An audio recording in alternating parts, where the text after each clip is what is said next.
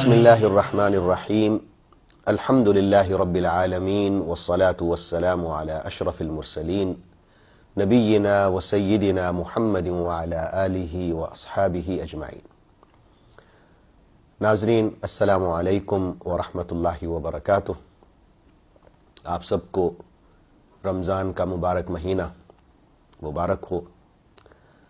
ہم آج سے ایک سیریز شروع کر رہے ہیں جس کا نام ہے مہینہ غم گساری کا۔ اس جرنل تھیم کے تحت بہت سے موضوعات ہوں گے۔ روزانہ کی بیس پہ ایک موضوع ہم ڈسکس کریں گے، اس پر سیر حاصل گفتگو کریں گے۔ اسی حوالے سے آج کا ہمارا جو پہلا موضوع ہے اس کا عنوان ہے پڑوسیوں کے ساتھ ہمدردی۔ عزیزان گرامی، اللہ تعالیٰ کا فرمان ہے ان اللہ یأمر بالعدل والإحسان وإیتاء ذی القربى وینہی عن الفحشاء والمنکر والبغی یعظکم لعلکم تذکرون، کہ یقیناً اللہ تعالیٰ حکم دیتا ہے کہ عدل و انصاف کیا جائے، احسان کیا جائے، رشتہ داروں پر خرچ کیا جائے، اور اللہ روکتا ہے برائی سے، فحاشی سے، منکر سے، گناہوں سے۔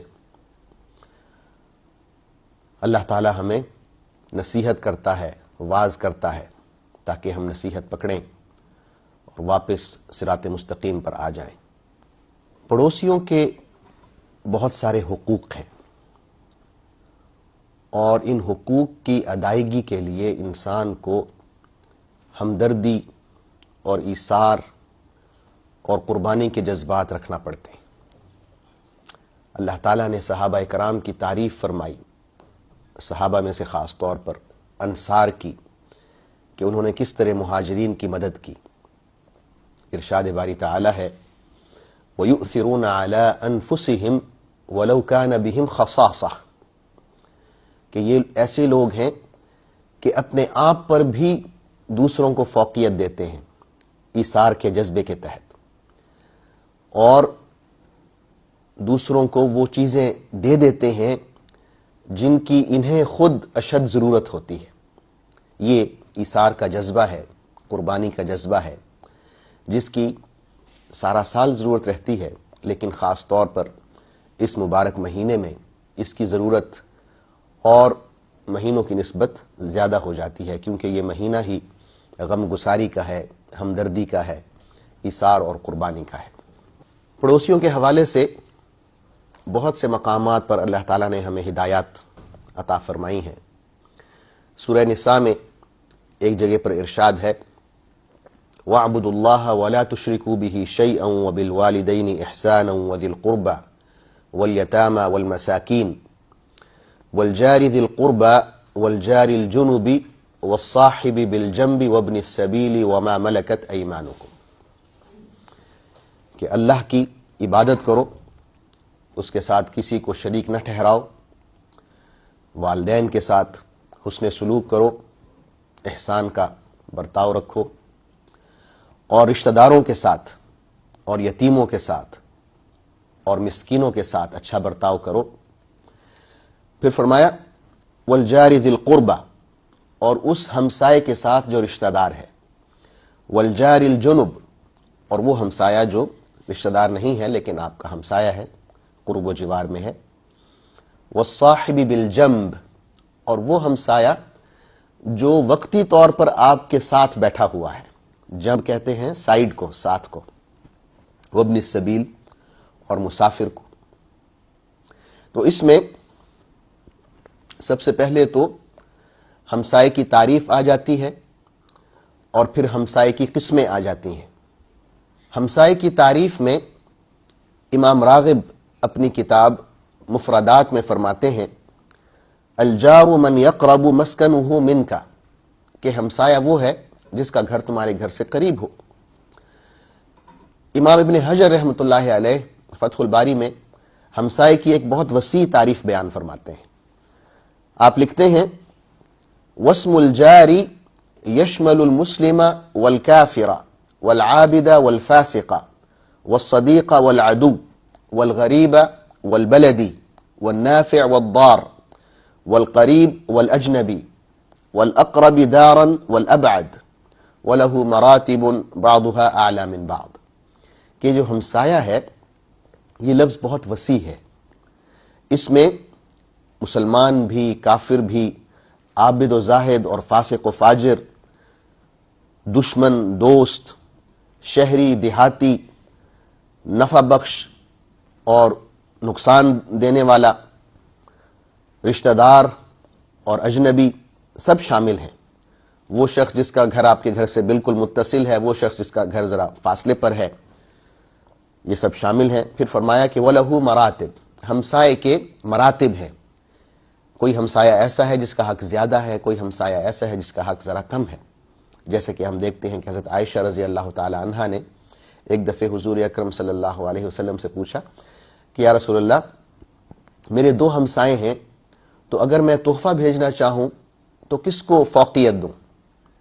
تو حضور اکرم صلی اللہ علیہ وسلم نے فرمایا کہ وہ ہمسایہ جس کا دروازہ آپ کے دروازے سے زیادہ قریب ہے، زیادہ متصل ہے، اس کو فوقیت دیں، آپ کے تحفے کا وہ زیادہ مستحق ہے.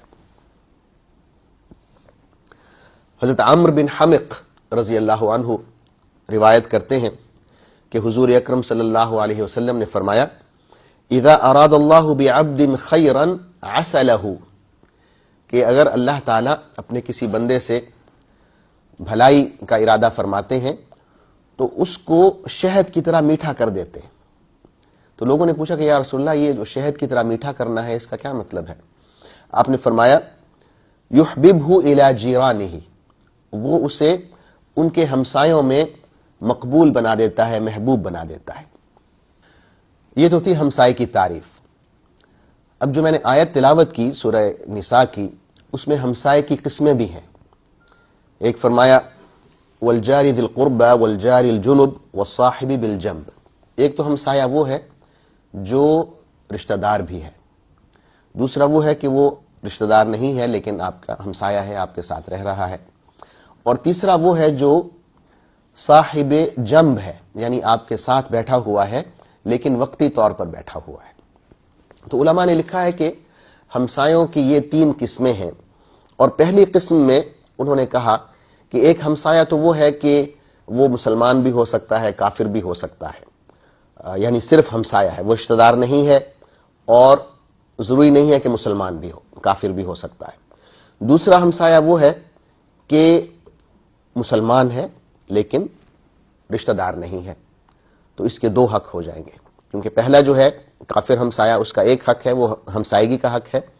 یہ جو دوسرا ہے مسلمان ہمسایہ، اس کے دو حق بن جاتے ہیں کہ ایک تو ہمسایہ ہے، دوسرا وہ مسلمان بھائی بھی ہے، اور تیسرا جو ہے وہ ہمسایہ بھی ہے، مسلمان بھی ہے اور رشتہ دار بھی ہے. تو اس کے تین حقوق ہیں، ایک ہمسائیگی کے، ایک اسلام کے، اور تیسرے رشتہ داری کے. تو اس کے زیادہ حقوق بنتے ہیں. اس کے علاوہ صاحب بالجنب جو ہے، وقتی طور پہ جو ہمارا ہمسایہ بنتا ہے، اس کی علماء نے مثالیں دی ہیں کہ سفر میں اگر کوئی شخص آپ کے ساتھ بیٹھا ہوا ہے، بس میں یا ٹرین میں یا کسی اور سواری میں، ہوائی جہاز میں، تو اس کے بھی حقوق ہیں. آپ اس کے آرام کا خیال رکھیں. ہم دیکھتے ہیں کہ بعض دفعے لوگ جو ہمارے ساتھ سفر کر رہے ہوتے ہیں، ساتھ والی سیٹ پر بیٹھے ہوتے ہیں، وہ اس طرح چوڑے ہو کے بیٹھتے ہیں کہ دوسرے کو بالکل وہ سکیڑ دیتے ہیں. یہ غلط ہے. ٹرین میں ہم دیکھتے ہیں کہ کوئی صاحب بیٹھے ہوئے ہیں، چار بندوں کی جگہ لے کے وہ اکیلے بیٹھے ہوئے ہیں پاؤں پھیلا کے، اور دوسرا بندہ جو ہے وہ کھڑا ہو کر سفر کر رہا ہے. یہ اس آیت کی خلاف ورزی ہے جس میں اس ہمسائے کو صاحب جنب کہا گیا ہے کہ وہ وقتی طور پہ، عارضی طور پہ جو آپ کا ہمسایہ بنا ہے اور تھوڑی دیر کے لیے اس کا آپ کا ساتھ ہے، اس کے ساتھ حسن سلوک سے پیش آنا چاہیے، ہمدردی کے ساتھ پیش آنا چاہیے، اس کے لیے بھی ایثار کا جذبہ ہونا چاہیے جو ایک ہمسائے کے لیے مطلوب ہے. صاحب بالجنب جو ہے وقتی طور کا ہمسایہ، اس میں وہ بھی شامل ہے جو ہمارے ساتھ نماز میں کھڑا ہوا ہے، ایک ہی صف میں ہمارے دائیں ہاتھ پہ کھڑا ہوا ہے یا بائیں ہاتھ پہ کھڑا ہوا ہے، جیسے کہ حضور اکرم صلی اللہ علیہ وسلم کا ارشاد ہے کہ جو شخص کچا لہسن کھاتا ہے یا کچا پیاز کھاتا ہے تو وہ ہماری مسجدوں سے دور رہے۔ مطلب یہ ہے کہ جب ہم یہ سبزیاں کچی کھاتے ہیں تو اس میں سے بو آتی ہے، منہ سے بو آتی ہے، اور اس بو سے ہمارا مسلمان ہمسایہ جو صاحب جنب ہے، جو وقتی طور پر یا عارضی طور پر ہمسایہ بنا ہے، یعنی نماز میں کتنی دیر لگتی ہے، 5-7 منٹ لگتے ہیں، لیکن اس دوران بھی ہمیں اجازت نہیں ہے کہ ہم اپنے مسلمان ہمسائے کو اذیت دیں۔ پیاز کی بو سے، لہسن کی بو سے، بعض لوگ سگریٹ نوشی کی آزمائش میں مبتلا ہوتے ہیں، میں تو اسے آزمائش کہوں گا، اللہ تعالی ہم سب کو ہدایت دے اور اس آزمائش سے ہمیں نجات دے۔ سگریٹ پی کر آ جاتے ہیں اور منہ سے بو آ رہی ہوتی ہے۔ بعض لوگ ایسے ہوتے ہیں، خاص طور پہ جو ہمارے مزدور بھائی ہیں، کہ مزدوری کی جسم سے، کپڑوں سے پسینے کی بو آ رہی ہے اور مسجد میں آتے ہیں بغیر نہائے دھوئے، بغیر کپڑے تبدیل کیے، تو اس سے بھی لوگوں کو تکلیف پہنچتی ہے۔ تو یہ باتیں ہیں جو اس ہمسائے کے تحت آ رہی ہیں، صاحب جنب، وہ ہمسایہ جو عارضی طور پر کچھ عرصے کے لیے ہمارا اس کا ساتھ ہے، اس میں بھی ہمیں یہ حکم دیا گیا ہے کہ ہم اسے اذیت نہ پہنچائیں، کسی قسم کی تکلیف نہ دیں اور اس کا خیال رکھیں۔ حضور اکرم صلی اللہ علیہ وسلم کا فرمان ہے، آپ نے 3 دفعے یہ کہا، واللہ لا یؤمن، واللہ لا یؤمن، واللہ لا یؤمن، کہ میں اللہ کی قسم کھاتا ہوں کہ وہ شخص مومن نہیں ہے۔ آپ نے 3 دفعے فرمایا کہ میں اللہ کی قسم کھا کر کہتا ہوں کہ وہ شخص مومن نہیں ہے۔ صحابہ نے پوچھا کہ یا رسول اللہ آپ کس کی بات کر رہے ہیں؟ آپ نے فرمایا من لا یأمن جارہ بوائقہ، وہ شخص کہ جس کا ہمسایہ اس کی شرارتوں سے محفوظ نہیں ہے۔ بعض دفعے ہم ایسی شرارتیں کر گزرتے ہیں کہ ہمارے ہمسائے ہم سے تنگ ہوتے ہیں، بعض دفعے ہمیں پتہ بھی نہیں ہوتا کہ ہم اپنے ہمسایوں کو تنگ کر رہے ہیں۔ ہم نے ریڈیو لگایا ہوتا ہے، ٹی وی لگایا ہوتا ہے، آواز اونچی کی ہوتی ہے، ہمسائیگی میں کوئی سو رہا ہے یا کوئی بیمار ہے، کوئی بچہ پڑھ رہا ہے، اس کے امتحان ہے، اور ہم بغیر سوچے کہ ہمیں ہمارے اس فعل سے کس کس کو تکلیف پہنچ رہی ہے، ہم اس عمل کو جاری رکھتے ہیں اور ہمسایوں کو تکلیف پہنچاتے ہیں۔ اسی طرح ایک اور جگہ حضور اکرم صلی اللہ علیہ وسلم کا فرمان ہے، آپ نے کہا جو شخص اللہ پر اور یوم آخرت پر ایمان رکھتا ہے اس پر لازم ہے کہ اپنے مہمان کی عزت کرے۔ پھر آپ نے فرمایا وَمَنْ كَانَ يُؤْمِنُ بِاللَّهِ وَالْيَوْمِ الْآخِرِ فَلْيُكْرِمْ جَارَهُ، جو شخص اللہ پر اور یوم آخرت پر ایمان رکھتا ہے اس پر لازم ہے کہ اپنے ہمسائے کی عزت کرے، اس کا خیال کرے۔ پھر آپ نے فرمایا وَمَنْ كَانَ يُؤْمِنُ بِاللَّهِ وَالْيَوْمِ الْآخِرِ فَلْيَقُلْ خَيْرًا أَوْ لِيَصْمُتْ، اور جو شخص اللہ پر اور یوم آخرت پر ایمان رکھتا ہے اس پر لازم ہے کہ جو بات کہے وہ اچھی بات کہے یا پھر خاموش رہے۔ عزیزان گرامی، بہت سی احادیث ہیں جو ہمیں ہمسایوں کے حقوق کے حوالے سے، ہمسایوں کے بارے میں ہمدردی، ہمسایوں کے ساتھ ایثار کی ترغیب دیتی ہیں، توجہ دلاتی ہیں۔ ایک بہت دلچسپ واقعہ حدیث میں آیا ہے کہ ایک شخص حضور اکرم صلی اللہ علیہ وسلم کی خدمت میں حاضر ہوا اور کہا کہ یا رسول اللہ میرا ہمسایہ مجھے بہت تنگ کرتا ہے۔ آپ نے فرمایا کہ تم صبر کرو، اس سے بات کرو۔ کچھ عرصے بعد وہ پھر آیا کہ یا رسول اللہ وہ تو باز نہیں آ رہا اور اس نے اپنی شرارتیں جاری رکھی ہوئی ہیں۔ تو آپ نے فرمایا کہ تم یوں کرو کہ اپنا سارا سامان گھر کا نکالو اور باہر لا کر رستے میں رکھ دو۔ اس نے ایسے ہی کیا، سارا گھر کا سامان نکالا اور جا کے سڑک پہ بیٹھ گیا۔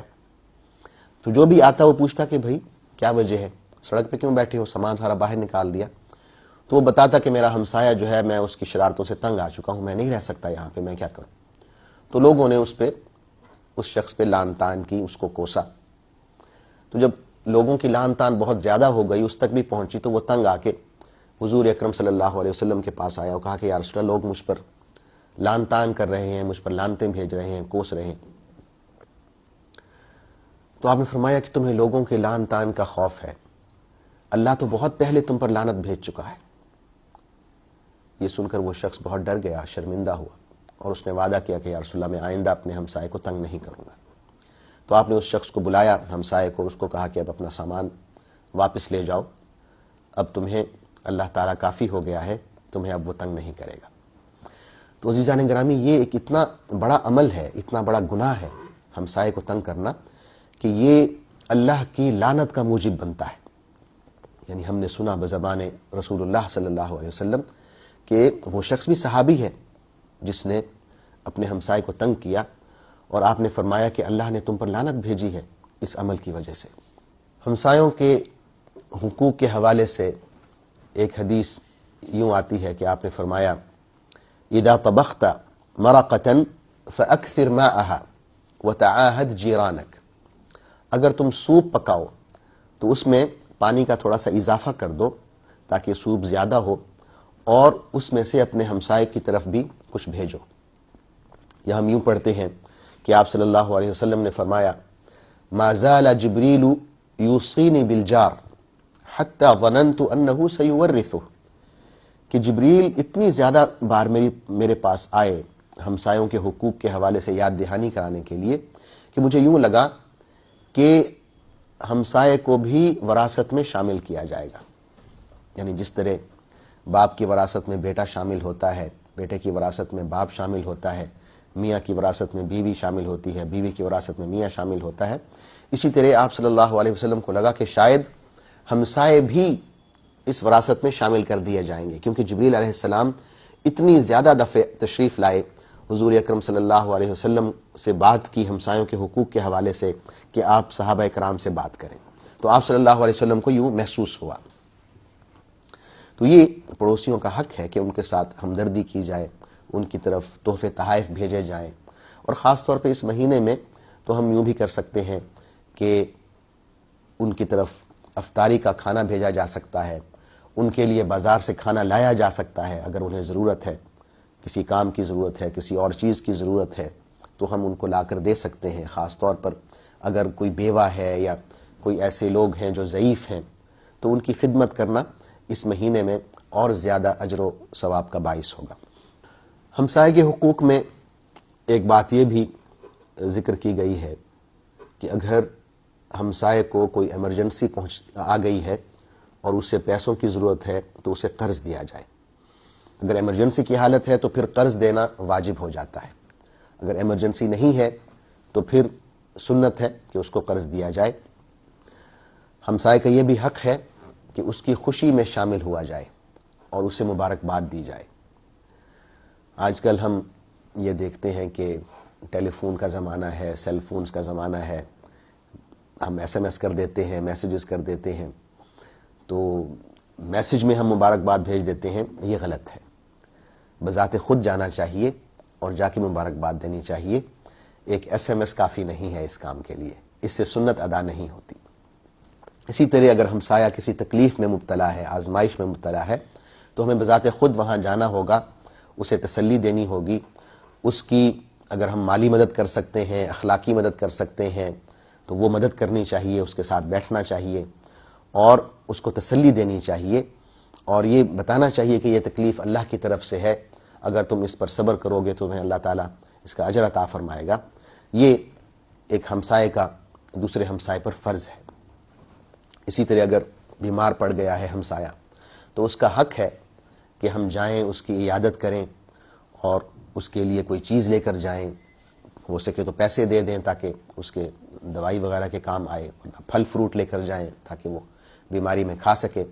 پھر عیادت کے بھی علماء نے آداب بتائے ہیں کہ آپ اتنی دیر نہ بیٹھے رہیں کہ ہمسایہ جو بیمار ہے وہ مزید تکلیف میں مبتلا ہو، کیونکہ ظاہر ہے وہ تکلف کے حوالے سے ہم سے بات نہیں کرے گا کہ بھائی اب تشریف لے جاؤ، ایسا تو وہ نہیں کہے گا، لیکن وہ مزید تکلیف میں مبتلا ہو سکتا ہے۔ تو عیادت کے آداب میں یہ ہے کہ ہم تھوڑی دیر بیٹھیں، اس کی بیمار پرسی کریں، خیریت دریافت کریں اور پھر وہاں سے چلے جائیں۔ اگر کسی چیز کی اسے ضرورت ہے، کوئی ہم مدد کر سکتے ہیں تو مدد کریں۔ عزیزان گرامی، بعض دفعے ہم اس غلط فہمی میں مبتلا ہو جاتے ہیں کہ پڑوسی وہی ہے جو ہمارا ہم پلہ ہے۔ غریبوں کو، خاص طور پہ جو بہت زیادہ غریب ہیں، لوگ جھگیوں میں رہتے ہیں لیکن ہمارے ہمسائے ہیں، ان کو ہم ہمسائے کا درجہ نہیں دیتے، اس لیول تک ہم انہیں نہیں آنے دیتے، یہ بھی غلط ہے. وہ بھی ہمارے اتنے ہی معزز اور ان تمام حقوق کے حامل ہمسائے ہیں جیسے امیر ہمسائے ہیں. اگر ان کے پاس کھانے کو نہیں ہے تو ہمیں یہ جان لینا چاہیے کہ ہمارا ایمان خطرے میں ہے، کیونکہ حضور اکرم صلی اللہ علیہ وسلم نے فرمایا ما آمن بی من بات شبعان وجارہ جائع الی جنبہ وہو یعلم بہ. وہ شخص مجھ پر ایمان نہیں لایا جو خود تو پیٹ بھر کے سویا اور اس کا ہمسایہ بھوکا سویا، اور اسے اس بات کا پتہ ہے کہ اس کا ہمسایہ بھوکا ہے. اگر ایسی کیفیت ہوتی ہے تو ہمیں اپنے ایمان کی خیر منانی چاہیے، کیونکہ ہم پھر اس حدیث کی زد میں آ سکتے ہیں جو حضور اکرم صلی اللہ علیہ وسلم نے ہمیں وارننگ دی ہے. آخر میں اس بات پر اپنی گفتگو کا اختتام کروں گا کہ یہ جو موضوع ہے پڑوسیوں کے ساتھ ہمدردی، ہمسایوں کے ساتھ حسن سلوک، اچھا برتاؤ، یہ ایک ایسا موضوع ہے جس پر دنیا کے تمام سماوی دین متفق ہیں. اسلام ہو، عیسائیت ہو، یہودیت ہو، تمام کے تمام ادیان جو ہیں، جو سماوی ہیں، آسمانی ہیں، وہ اس بات پر متفق ہیں کہ اللہ واحد ہے، توحید پر متفق ہیں، آخرت کے عقیدے پر متفق ہیں، اور جو تیسری بات ہے جس پر یہ تمام ادیان متفق ہیں وہ ہمسائے کے حقوق ہیں، کہ اللہ تعالیٰ نے ان کے حقوق کی ادائیگی کا حکم صادر فرمایا ہے. مثال کے طور پہ قرآن مجید میں تو میں نے سورہ نساء کی آیت نمبر 36 تلاوت کی، وَاعْبُدُوا اللَّهَ وَلَا تُشْرِكُوا بِهِ شَيْئًا وَبِالْوَالِدَيْنِ إِحْسَانًا وَذِي الْقُرْبَى وَالْيَتَامَى وَالْمَسَاكِينِ وَالْجَارِ ذِي الْقُرْبَى وَالْجَارِ الْجُنُبِ وَالصَّاحِبِ بِالْجَنبِ، یعنی ہمسائے کی قسمیں بھی بتائیں. ادھر ایک انجیل کا میں حوالہ دے دوں جس میں باب ہے مرقس یا مارک، یا ایک کتاب کا نام مرقس ہے انجیل میں، اور اس کا جو باب نمبر 12 ہے وہ اگر پڑھیں تو اس کی آیت نمبر 29، 30 اور 31 میں پہلے توحید سے بات شروع ہوتی ہے اور اس کے بعد ہمسائے کے حقوق پر بات آ جاتی ہے. کہ وہاں ہم دیکھتے ہیں کہ حضرت عیسیٰ علیہ السلام تبلیغ فرما رہے ہیں اور ایک شخص آتا ہے، وہ پوچھتا ہے کہ اے اللہ کے رسول، سب سے اہم اور سب سے پہلا حکم کیا ہے اللہ کا؟ تو حضرت عیسیٰ بتاتے ہیں کہ سب سے پہلا حکم جو اللہ نے صادر فرمایا ہے وہ یہ ہے کہ تمہارا خدا ایک خدا ہے، صرف اسی کی عبادت کرو. اور اس کے بعد پھر آگے گفتگو چلتی ہے تو وہ ہمسائے کے حقوق پر آتے ہیں کہ ہمسایہ جو ہے اس کے حقوق کی ادائیگی بھی تم پر واجب ہے. اپنی گفتگو کا اختتام میں اس بات پر کرتا ہوں. انشاءاللہ کل دوبارہ ملاقات ہوگی، ایک نئے موضوع کے ساتھ حاضر خدمت ہوں گے. میں آپ کا میزبان ڈاکٹر زید ملک کل تک کے لیے اجازت چاہتا ہوں. اللہ حافظ، والسلام علیکم ورحمۃ اللہ وبرکاتہ.